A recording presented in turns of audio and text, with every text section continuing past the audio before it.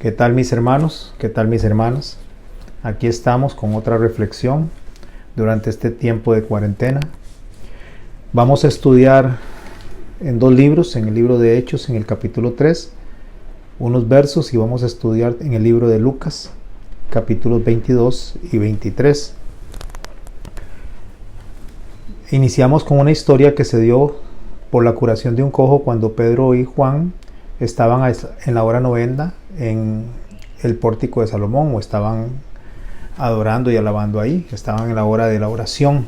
Durante la oración se da la sanación de este cojo, y cuando él los tenía agarrados de la mano, se le acercaron los fariseos y los escribas, como siempre, para reclamar lo que ellos habían hecho, ya que sentían envidia de lo que ellos hacían. Aún así, digamos, el pueblo se emocionaba por lo que ellos hacían. Entonces vamos a leer el verso 12 y 13 de esta enseñanza a la que le he llamado Dios determinó. Dice el verso 12 y el verso 13 del capítulo 3 del libro de los Hechos: viendo esto, Pedro respondió al pueblo: varones israelitas, ¿por qué os maravilláis de esto? ¿O por qué ponéis los ojos en nosotros, como si vuestro poder o piedad hubiésemos hecho andar a este? El Dios de Abraham, de Isaac y de Jacob, el Dios de vuestros padres, ha glorificado a su Hijo, a quien vosotros entregasteis y negasteis delante de Pilato, cuando éste había resuelto ponerle en libertad. Bueno, nuestro estudio de hoy no se centra en este libro de los Hechos ni en este capítulo 3, solo quiero rescatar esta última línea, cuando éste había resuelto ponerle en libertad. Eso es lo que yo quiero rescatar. Y con eso, con esta línea, nos vamos a ir al libro de Lucas, y eso es lo que vamos a estudiar. En el libro de Lucas vamos a buscar el capítulo 22, como le dije, y vamos a ir al capítulo 23 extrayendo ciertos versos. Jesús es arrestado y es llevado en la primera comparecencia de 4, o sea, ante los sacerdotes, ante el sumo sacerdote, ante Caifás propiamente. Caifás y Anás se repartían el sumo sacerdocio cada año. Anás realmente era el sumo sacerdote, pero le permitía a Caifás operar cada cierto tiempo. Caifás era el yerno de Anás. Cuando Jesús es arrestado, es llevado a la casa de Caifás y a la casa de Anás. Por eso en el verso 54 del capítulo 22 leemos: y prendiéndole, le llevaron y le condujeron a la casa del sumo sacerdote, y Pedro le seguía de lejos. Ahí está la primera comparecencia. Lo llevan delante del sumo sacerdote. ¿Cuál es la intención? La intención es crucificarlo, la intención es matarlo. Aparentemente ellos se habían determinado crucificar a Jesús. En el verso 66 de este mismo capítulo de Lucas 22, lo llevan ante la segunda comparecencia. Dice: cuando era de día, se juntaron los ancianos del pueblo, los principales sacerdotes y los escribas, y le trajeron al concilio diciendo, o sea, delante del Sanedrín. Delante del concilio se da la segunda comparecencia o el segundo juicio. Y después en el verso 1 del capítulo 23 vamos a ver la tercera comparecencia, y más adelante vamos a ver la cuarta comparecencia. Pero ahora sí, en el verso 1 del capítulo 23 es donde yo deseo ir leyendo de corrido y que vayamos analizando verso por verso, y cada uno de los versos tratar de ver cada una de las palabras por separado para poder llegar a la conclusión de lo que vamos a estudiar en este momento, en este clip de cuarentena, al cual, como les digo, le he llamado Dios determinó. Leo a partir del capítulo 23 en el verso 1 del libro de Lucas. Levantándose entonces toda la muchedumbre de ellos, llevaron a Jesús a Pilato. Aquí está la tercera comparecencia. Es delante del procurador, delante de Poncio Pilato. Poncio Pilato había tenido un problema hacía unos años y había matado en el transcurso de su gobierno, o en el transcurso de su control sobre Judea, porque era el procurador romano, era el gobernador, a la vez tomaba las decisiones y tenía la autoridad incluso de crucificar, tenía la autoridad de matar a las diferentes personas, aun si ciudadanos romanos, él tenía ese poder, estaba delegado por Tiberio César. Cuando Poncio Pilato en una oportunidad trata de amedrentar a los judíos, mata como a 1000 judíos en un solo momento y había matado como a 6000 durante las diferentes revueltas. Como el gobierno o el imperio romano no quería que se les sublevara a la gente, ellos tenían una forma de control. Ellos conquistaban un lugar, ponían a sus militares, pero dejaban a los religiosos y a los reyes gobernando bajo el dominio romano. O sea, eran como títeres. En ese caso dejaron al Sanedrín funcionando, solamente que según las reglas de ellos recogen todos los atuendos de los ritos y de las fiestas de los sacerdotes y los guardan y solo los dejan que los usen durante la Pascua o durante ciertas fiestas especiales. Dejan a uno de los gobernantes, que en este caso era Herodes el que estaba gobernando, como rey títere también del gobierno romano, para que la gente no se sintiera tan presionada y no se sublevara. Cuando Poncio Pilato empieza a matar judíos, lo que provoca es un estado de nerviosismo, un estado de miedo y un estado de deseo de rebelarse contra el imperio romano. Tiberio César le advierte a Poncio Pilato, según la historia narrada por Josefo, le advierte a Poncio Pilato que no debe de permitir que hayan sublevaciones, porque de seguir habiendo sublevaciones y de poner en peligro la estabilidad de Judea por el dominio que tenía Roma, entonces él iba a ser relevado de su cargo, lo iban a quitar de su cargo y iban a poner a otra persona. Ya Poncio Pilato, cuando se está dando estos acontecimientos delante de Jesús, ya había sido advertido por Tiberio César de esto. Entonces, leamos de nuevo el verso 1 del capítulo 23. Levantándose entonces toda la muchedumbre de ellos, llevaron a Jesús a Pilato. ¿Cuál muchedumbre? Todo ese grupo de personas que estaban dirigidos por el Sanedrín, por los sacerdotes y por los ancianos del pueblo. Lo agarran, lo toman prisionero, ya habían pasado por la casa de Caifás y por la casa del Sanedrín, y lo llevan delante de Poncio Pilato para que Poncio Pilato decida crucificarlo, ya que los hebreos no podían ejecutar la pena de muerte porque estaban bajo el dominio de Roma y la pena capital se la reservaba el imperio. Entonces en el verso 2 del capítulo 23 dice: y comenzaron a acusarle diciendo: a este hemos hallado que pervierte a la nación. Número 1, la primera acusación que le hacen es que él pervierte a la nación, que prohíbe dar tributo a César, lo cual no es cierto, porque ya el Señor había dicho que al César lo que es del César y a Dios lo que es de Dios. Tenemos dos mentiras contra Jesús dentro de las acusaciones, diciendo que él es Cristo, un rey.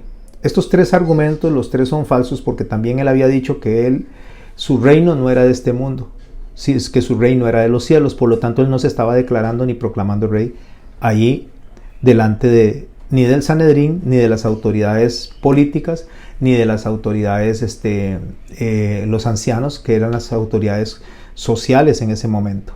Entonces Pilato le preguntó diciendo, verso 3, ¿eres tú el rey de los judíos? Respondiéndole, él dijo, tú lo dices. En ningún momento el Señor está diciendo yo soy el rey de los judíos, en ningún momento Él está diciendo yo soy el Mesías. Todavía no se ha revelado de esa manera, por lo menos delante de Pilato y de esas autoridades, sino que nada más le remite lo que se dice al mismo Pilato. Cuando Él le dice, ¿eres tú el rey de los judíos?, le dice, usted es el que lo dice. Cuando Él le dice, usted es el que lo dice, no es porque lo esté negando ni lo esté afirmando. Lo que está haciendo Jesús es haciendo ver un cumplimiento de la profecía de lo que Él iba a padecer, de lo que el Cristo iba a padecer, refiriéndose a Él mismo. Verso 4. Y Pilato dijo a los principales sacerdotes y a la gente, ningún delito hallo en este hombre. En el verso 4 del capítulo 23 de Lucas ya empezamos a ver que Pilato empieza a hallar a Jesús inocente de todas las acusaciones. Debía ser el Cordero, cuando se celebraba la Pascua, debería ser examinado y ver que no tuviera ni un solo defecto. Entonces se declaraba perfecto y después de eso se sacrificaba. En este momento, en la primera declaración de que el Cordero es perfecto y que no hay defecto, la hace el procurador romano.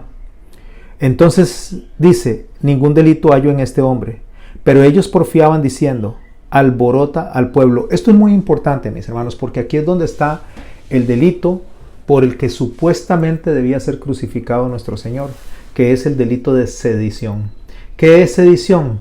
Sedición es provocar al pueblo a levantarse contra las autoridades, en este caso las autoridades romanas.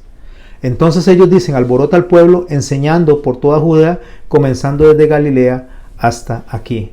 Imagínense que cuando está diciendo desde Galilea hasta aquí, lo que están haciendo es metiendo dentro de la discordia el territorio que era gobernado por Herodes, pero también era gobernado por Pilato. Pero lo que pasa es que Herodes estaba bajo la dirección del mismo Pilato. ¿Por qué? Porque Pilato era romano, mas Herodes era idumeo. Verso 6 del capítulo 23 de Lucas. Entonces Pilato, oyendo decir Galilea, preguntó si el hombre era Galileo, y al saber que era de la jurisdicción de Herodes, lo remitió a Herodes, que en aquellos días también estaba en Jerusalén. Herodes, viendo a Jesús, se alegró mucho, porque hacía tiempo que deseaba verle, porque había oído muchas cosas acerca de él y esperaba verle hacer una señal. Herodes lo único que quería ver de Jesús era que hiciera milagros, que hiciera de lo que él había escuchado. A él no le interesaba a Jesús. Es como la gente de hoy en día. La mayoría de la gente busca a Jesús por un milagro, la mayoría de la gente busca porque le resuelva un problema, la mayoría de la gente busca a Dios solamente por lo que puede obtener de Dios y no por lo que Dios es. Bueno, Herodes es una figura de esas. Herodes es el representante claro de las personas que quieren ver a Dios solamente por lo que pueden obtener de ellos. Pero esa no es la enseñanza de hoy. La enseñanza de hoy, recuerde, es Dios determinó. Estamos en el capítulo 23 del libro de Lucas y continuamos con el verso 9. Y le hacía muchas preguntas, pero él nada le respondió. Y estando los principales sacerdotes y los escribas acusándole con gran vehemencia. ¿Por qué le acusaban con gran vehemencia? Porque ellos ya habían determinado crucificarle. Por favor, escuche esta palabra: determinado crucificarle. Ellos habían determinado hacer que Pilato asesinara a Jesús, y eso era lo que ellos tenían en su mente y en su corazón. Pero cuando yo digo Dios determinó, entonces vamos a ver al final lo que es realmente el principio que yo quiero rescatar de esta enseñanza. Volvemos a Lucas 23, verso 11. Entonces Herodes con sus soldados le menospreció, escarneció vistiéndole con una ropa espléndida, y volvió a enviarle a Pilato. Ya lo remite a Pilato porque había pasado por Caifás y Anás, había pasado por el Sanedrín, había pasado por Pilato, ahora pasó por Herodes, que son 4 comparecencias, 4 juicios, y en las 4 se encontró él inocente. Aunque los del Sanedrín lo estaban acusando, ellos lo estaban haciendo con mentiras. Por lo tanto, los argumentos que ellos estaban usando no los calificaba a ellos para poder hacer semejante acusación. Así que, entendiendo eso, nosotros sabemos que en todo momento Jesús era inocente. Verso 12. Y se hicieron amigos Pilato y Herodes aquel día, porque antes estaban enemistados entre sí. O sea, las autoridades militares de ocupación, las autoridades religiosas, las autoridades sociales, en este caso los ancianos, todos estaban unidos con un propósito: crucificar al Señor, asesinar al Señor. Estaban determinados a eso. Entonces Pilato, convocando a los principales sacerdotes y a los gobernantes del pueblo, les dijo: me habéis presentado a este como un hombre que perturba al pueblo, pero habiéndole interrogado yo delante de vosotros, no he hallado en este hombre delito alguno de aquellos que le acusáis. Aquí por segunda vez Pilato le dice a ellos, que él no encuentra defecto en Jesús. O sea, él no está encontrando defecto en el Cordero. Es la segunda vez, cuando se lo remiten a él, que él viene y hace esta declaración. Pero le suma a la declaración lo que Herodes vio en este hombre, porque dice en el verso 15 del capítulo 23 de Lucas: y ni aun Herodes, porque os remití a él, y he aquí nada digno de muerte ha hecho este hombre. Por tercera vez ya en Herodes, nuevamente se le ve a Jesús como inocente y como una persona que no debe ser asesinada o crucificada porque no hay ningún delito en él. Entonces por eso determina Pilato en el verso 16: le soltaré pues después de castigarle. le soltaré. Ahí es donde Pilato decide soltarlo. Ahí es donde Pilato decide dejar a Jesús irse porque no haya delito en él. Antes de continuar leyendo el capítulo 23 de Lucas, quiero recordar lo que leímos en el libro de Hechos, cuando leímos en el capítulo 3 la declaración que hizo Pedro cuando dijo en el verso 13, a ver, lo encuentro aquí: el Dios de Abraham, de Isaac y de Jacob, el Dios de nuestros padres, ha glorificado a su Hijo Jesús, quien vosotros entregasteis y negasteis delante de Pilato, cuando éste había resuelto ponerle libertad. Esta aseveración de Hechos 3, verso 13, es justamente lo que nos ubica a nosotros en el capítulo 23, en el verso 16. Le soltaré, pues después le castigaré. Verso 17. Y tenía necesidad de soltarles a uno en cada fiesta, mas toda la multitud dio voces a una diciendo: fuera con este, y suéltanos a Barrabás. Aquí es donde empieza a verse la determinación que tenían ellos de crucificarle, la determinación que tenían ellos de asesinarle, la determinación que ellos se habían propuesto en su corazón de quitarse del frente a Jesús, que era una molestia para el sistema religioso del tiempo, del momento, porque Jesús no predicaba religión, Jesús predicaba relación con Dios, amor con el Padre, amor con el prójimo, y ellos solamente estaban interesados en la parte administrativa que les generaba un presupuesto económico para cada uno de los sacerdotes, en este caso para los sumos sacerdotes y la gente del Sanedrín. En el verso 19 dice así: este había sido echado en la cárcel por sedición en la ciudad y por un homicidio. ¿Quién? Barrabás. Barrabás había sido metido a la cárcel por sedición. Recuerde que Jesús está siendo acusado por sedición y Pilato lo halla inocente de esa acusación. Barrabás sí había hecho sedición, y no solo había hecho sedición, que es levantarse contra el pueblo, contra el imperio, levantarse contra el imperio, sino que había matado a una persona. Muy probablemente la persona que había matado tenía que haber sido un romano, porque si hubiera sido por matar a un judío no estaría en las cortes romanas, estaría en las cortes del Sanedrín, porque a Roma no le interesaba si se mataban entre ellos. Por tanto, la acusación contra Barrabás no solamente era legal, no solamente era fuerte, sino que a los ojos del imperio romano era de crucificar. Y les habló otra vez Pilato queriendo soltar a Jesús. Recuerde, les habló Pilato queriendo soltar a Jesús. Es la segunda vez que Pilato manifiesta su deseo de soltarlo. Tal vez no porque era un hombre bueno, porque era un hombre despiadado, porque era un hombre que había matado a 1000, que había durante el transcurso matado a 6000 y que había causado muchos problemas a los judíos. Por lo tanto, no se trata de que Pilato era un hombre piadoso, sino que Dios quiere demostrar la determinación de Pilato de soltarlo, la determinación de los sacerdotes de crucificarlo y la determinación de Dios. Y ahí es donde empezamos a tomar cuerpo en la enseñanza de hoy, la determinación de Dios. Porque oiga lo que dicen todos: crucificarle, dice en el verso 21.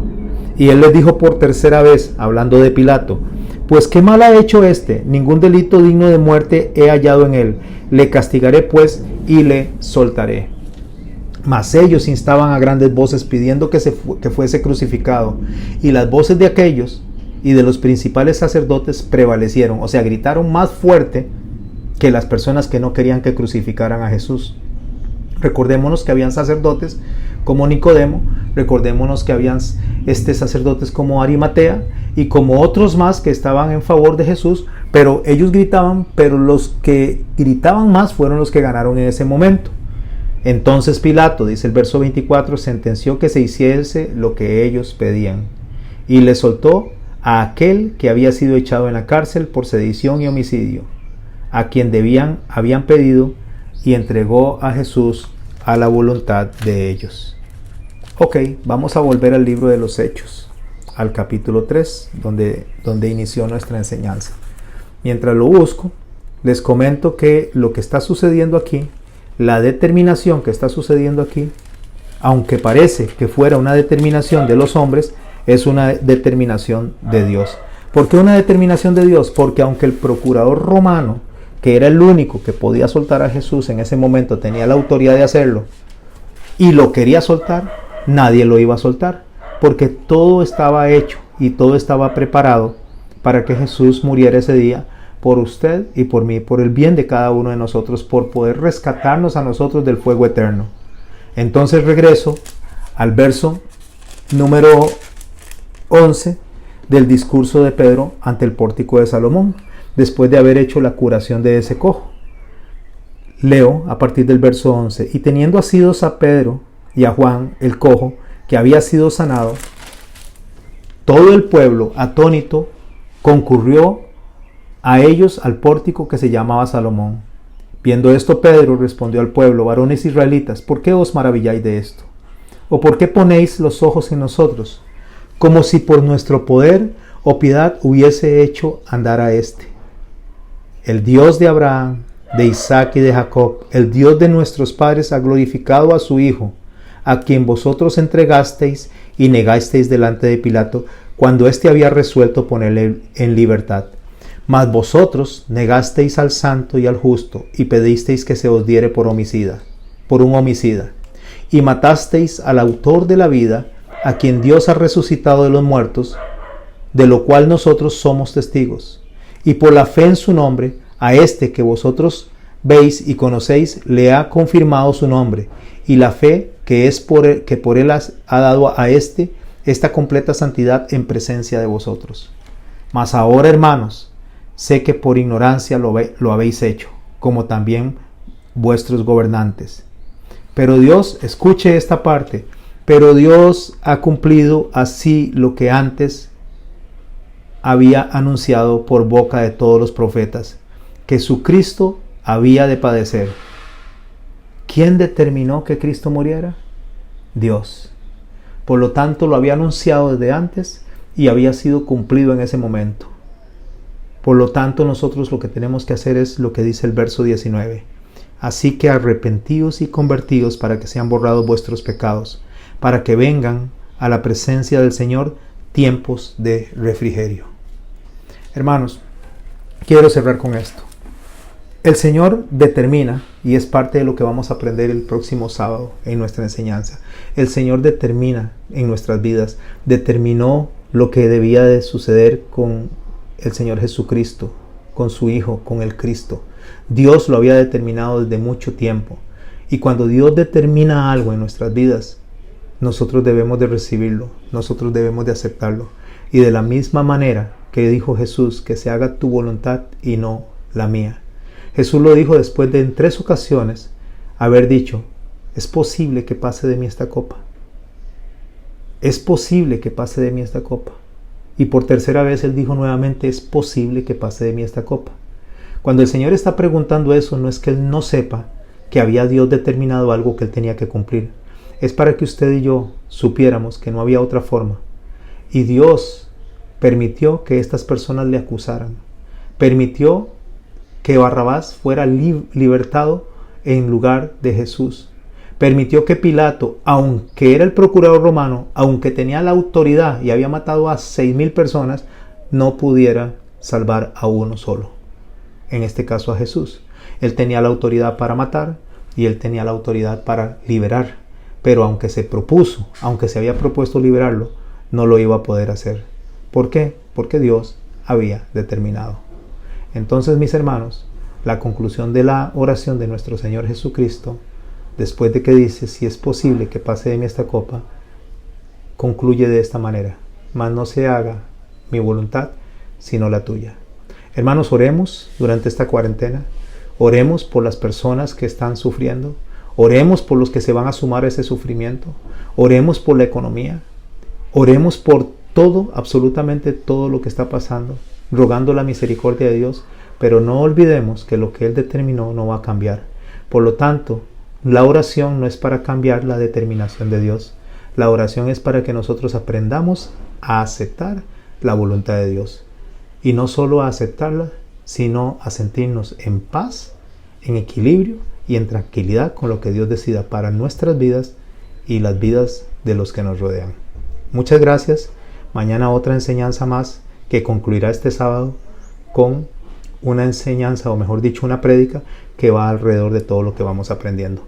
Bendiciones y nos escuchamos No digo nos vemos porque no nos vemos, nos escuchamos mañana. Gracias.